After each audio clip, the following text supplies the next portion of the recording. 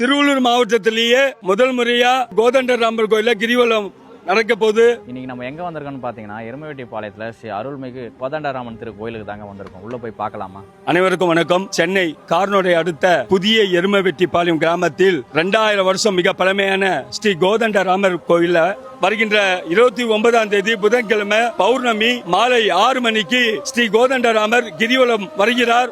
ஊர் மக்களுடன் சேர்ந்து நம்மளுடைய குறைகளை கேட்கிறதுக்காக பெருமாள் வராரு. மலை மேல இருந்து இறங்கி 3 முறை கிரிவலம் வராரு. கோதண்டராமரை தரிசனம் பண்ண வாங்க.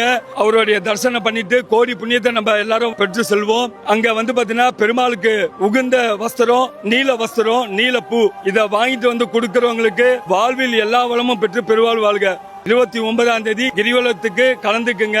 ஸ்ரீராம ராம ராமே திரமே ராமே மனோரமே சகஸ்ரநாம தத்வல்யம் ராம நாமவரானே ஸ்ரீராம ஜெயராம் ஜெய ஜெயராம் ஸ்ரீராம ஜெயராம் ஜெய ஜெயராம்.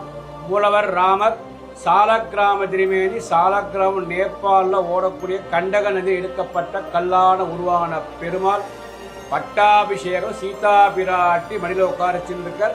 இந்த மாதிரி போலத பத்ராச்சலம் செவிக்கலாம். அங்கே கோதாவரி நதி, இங்கே குசஸ்தல யாரு.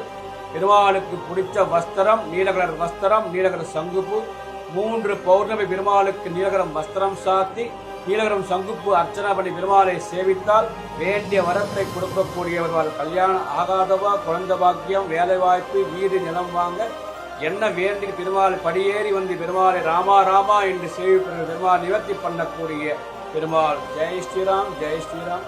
லக்ஷ்மணம் ஆஞ்சநேய வித்மகே வாசுதேவாதிபகே ஷன்னோ அனுமத் பிரஜோதயாத்.